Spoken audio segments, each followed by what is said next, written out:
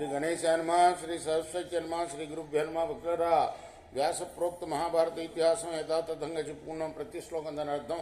ఇందులో భాగంగా నిన్నటి వరకు మనం ఆదిసభారణ్య విరాట ఉద్యోగ భీష్మ ద్రోణ కర్ణ శల్య సౌప్తిక స్త్రీ పర్వాలనే 11 పర్వాలు పూర్తి చేసాం. 12 పర్వాల్లో 18 పర్వాల్లో 12వదైన శాంతి పర్వంలో కూడా మనం 284 అధ్యాయాలు పూర్తి చేసాం. ఈ రోజున 285వ అధ్యాయాన్ని ప్రారంభం చేద్దాం. ప్రారంభించే ముందు వ్యాస భగవాన్ని ప్రార్థన చేసుకుందాం. వ్యాసాయ విష్ణు రూపాయ వ్యాసరూపాయ విష్ణవే నమో వై బ్రహ్మనిదయే వాసిష్ఠాయ నమో నమః.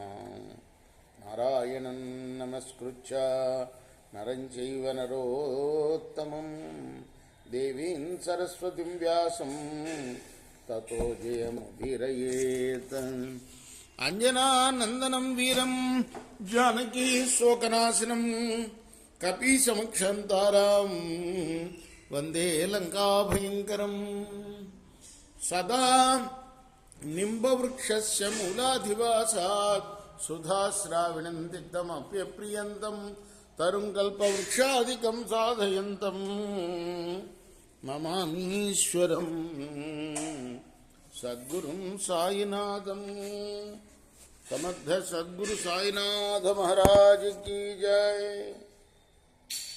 యుధిష్ఠిర ఉవాచ అధ్యాత్మం నామ యదిదం పురుషస్యేహ విద్యతే యథాధ్యాత్మం యతశ్చైవా తన్మే బ్రూవి పితామహ. ధర్మరాజు ఇంకా అడుగుతున్నాడు భీష్ముల వారిని, పితామహ మానవుడి కోసం చెప్పబడ్డ అధ్యాత్మతత్వాన్ని చెప్పండి, నాకు అది ఎక్కడి నుంచి వచ్చిందో అది కూడా చెప్పండి. భీష్మ ఉవాచ. అంపశయ్య ముందు ఉన్నాడు భీష్ముల వారు, కానీ ఇవన్నీ చెప్పిస్తున్నాడు కృష్ణ భగవానుడు. నాకెక్కడ ఓపిక ఉందా అంటే, నేను ఇస్తాను నీకు ఓపిక, చెప్పు అంటే ఆయనలో ప్రవేశించి కృష్ణుడే చెప్తున్నాడు అన్నమాట. ఇవన్నీ కూడా ధర్మ సందేహాలు. సర్వజ్ఞానం పరం బుద్ధ్యా యన్మాం త్వమను పృచ్ఛసి తద్వాఖ్యాస్వామి తే తాత వాఖ్యామిమాం శృణు. విచిత్రం ఏంటంటే అర్జునుడికి ఈయనే చెప్పాడు ఆధ్యాత్మిక విద్య భగవద్గీత, కానీ ధర్మరాజుకి చెప్పట్లా. ఎందుకు?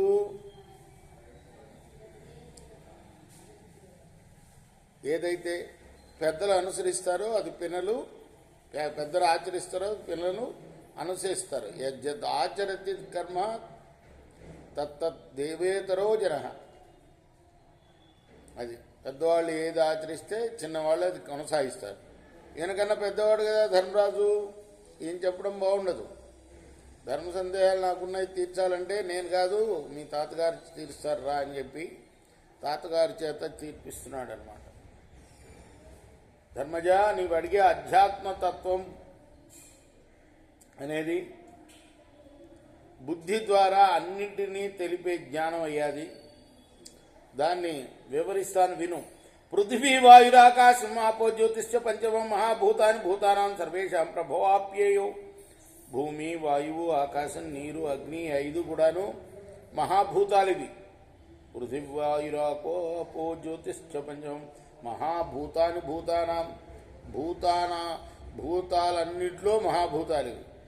మనం కూడా భూతాలమే. సంస్కృత భాషలో భూతాలంటే ప్రాణులు అని లెక్క.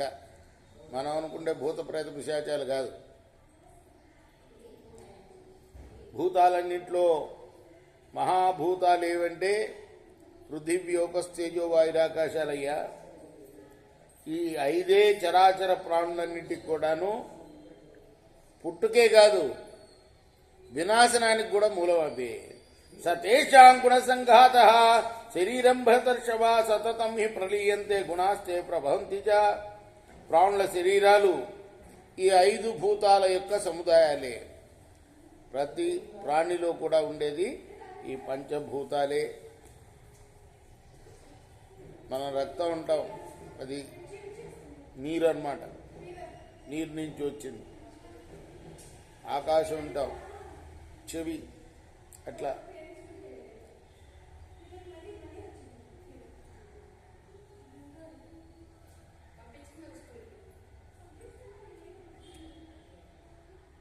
ఈ 5 కూడా మహాభూతాలు. ఈ 5 చరాచర ప్రాణులన్నింటికి పుట్టుక్కి వినాశనానికి కారణం.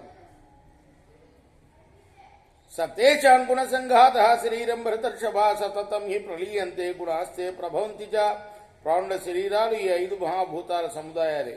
ఇవి కార్యరూపంగా మారి పుడుతూ ఉంటాయి, మళ్ళీ లయమైపోతూ ఉంటాయి.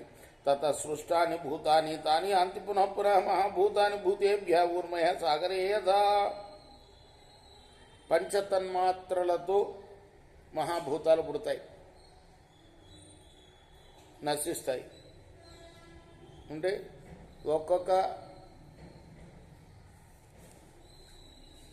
దానికి పృథ్వీకి ఒకటి తన్మాత్ర.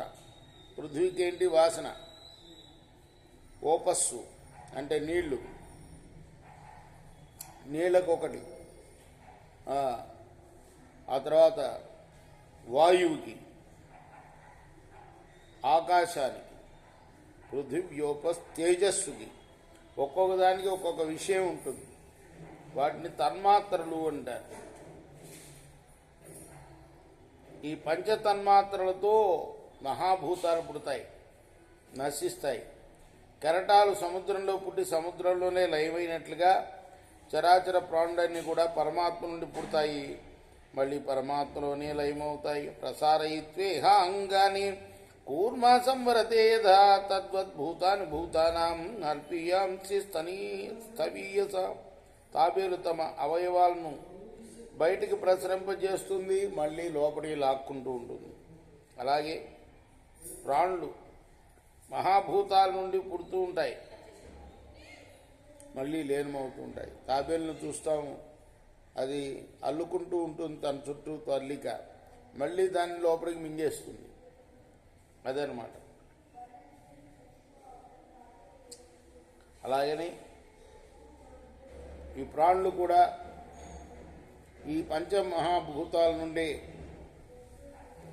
పుడుతూ ఉంటాయి, మళ్ళీ వాటిలోనే లయమవుతూ ఉంటాయి. అంతే కదా. ఈ శరీరం మట్టిలో కలిసిపోతుంది అంట కదా. ఆకాశాత్తలు యో ఘోష సంఘాతస్తు మహీగుణ వాయో ప్రాణో రసస్వజ్య రూపం తేజస ఉచ్యతే. ఆధ్యాత్మిక విషయం ఎంత వివరంగా చెప్తున్నాడు చూడండి భీష్ముడు వారు. ఆకాశం నుండి శబ్దం పుడుతుంది. స్థూల శరీరం పృథ్వీగుణం, ప్రాణం వాయుగుణం, రసం జలగుణం, రూపం తేజోగుణం. ఒక్కొక్క పంచమహాభూతాల్లో ఒక్కొక్క దానికి ఏమిటి దానికి అంటే దాని రూపం ఏంటంటే ఆకాశానికేమో శబ్దం,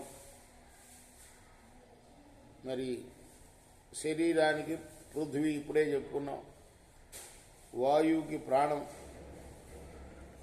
అలానే రసం అంటే జలం, అది జలమే, జలానికి రసం, రక్తం కూడా ఒక రసం కింద లెక్కనే. రూపం ఏంటంటే తేజస్సు. అది పృథివ్యోపస్తేజోలకి ఇవి పంచతన్మాత్రలు అనమాట. ఇచ్చే తన్మయమే వైతత్ సర్వస్థావర జంగమం ప్రళయచేతమభ్యేతి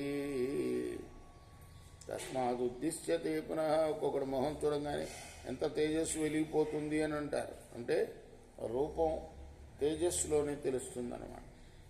ఇచ్చే తన్మయమే వైతత్ సర్వం స్థావర జంగమం ప్రళయే చతమఖ్యేతి తస్మాద్ ఉద్దిశ్యతే పునః. ఇలా చరాచరాత్మకమైన శరీరం అంతా కూడా పంచభూతమయం.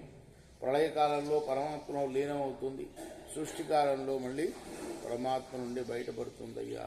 రేపు మనం 9వ శ్లోకం నుండి కొనసాగిద్దాం. కృష్ణార్పణమస్తు. సాయి కృష్ణార్పణమస్తు. స్వస్తి ప్రజాభ్య పరిపాలయంతాం న్యాయేన మార్గేణ మహిమహీషా గో బ్రాహ్మణేభ్య శుభమస్తు నిత్యం. లోకా సమస్తా సుఖినో భవంతు. కృష్ణార్పణమస్తు. సాయి కృష్ణార్పణం.